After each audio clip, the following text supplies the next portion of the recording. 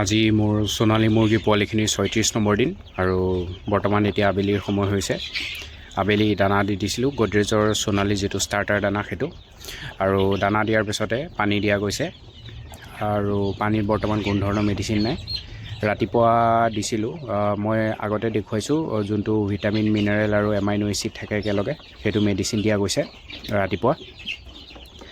আৰু লিভাৰ টনিকো আৰম্ভ কৰিব লাগিব লাহেকৈ, যিহেতু দানা লাহে লাহে বাঢ়ি গৈ আছে। সেইকাৰণে মুৰ্গীখিনি আৰু ঠাণ্ডাও দিন যিহেতু হজম কৰাত অকণ অসুবিধা পাব পাৰে, সেইকাৰণে লিভাৰ টনিক দিয়াটো ঠাণ্ডা দিনত অত্যন্ত প্ৰয়োজনীয় হৈ পৰে। আৰু পানীৰ বাচনো লাহেকৈ কালিৰ পৰা বঢ়াব লাগিব, কাৰণ কিয় দানা বাঢ়ি গৈ আছে, পানী কম হৈছে নিচিনা অনুভৱ হৈছে। সেইকাৰণে পানীৰ বাচনো অলপমান বঢ়াব লাগিব।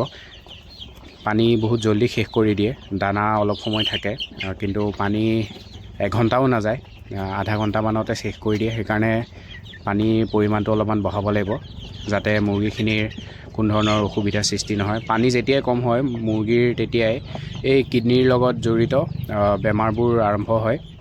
আপোনাৰ গাউট হ'ব পাৰে, এছাইটিছ হ'ব পাৰে, এনেকুৱা ধৰণৰ বেমাৰ, বা কেতিয়াবা আপোনাৰ পানী কম হ'লে ইকলাইও হৈ যাব পাৰে। যদি অকণ পানী লেতেৰাও থাকে তেতিয়া ইকলাইও হৈ যাব পাৰে।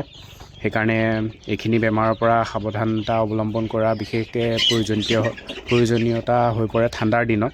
আৰু সেইকাৰণে পানীটো যিমান খুৱাব পাৰে সিমানটো ভাল ঠাণ্ডাৰ দিনত। গৰমতটোতো নিজে খায়, কিন্তু ঠাণ্ডাৰ দিনত খাব নিবিচাৰে। সেইকাৰণে যদি বেছি ঠাণ্ডা পৰি থাকে তেন্তে অকণমান কুহুমীয়া গৰম পানী কৰি পেলাই ঢালি দিব, যাতে পানীখিনি অকণমান গৰম হ'ব পাৰে আৰু মুৰ্গীখিনিয়ে খাবলৈ সুবিধা হয়। আৰু আজি ভিডিঅ'টো ইমানখিনিতে সামৰণি মাৰিছোঁ। ধন্যবাদ।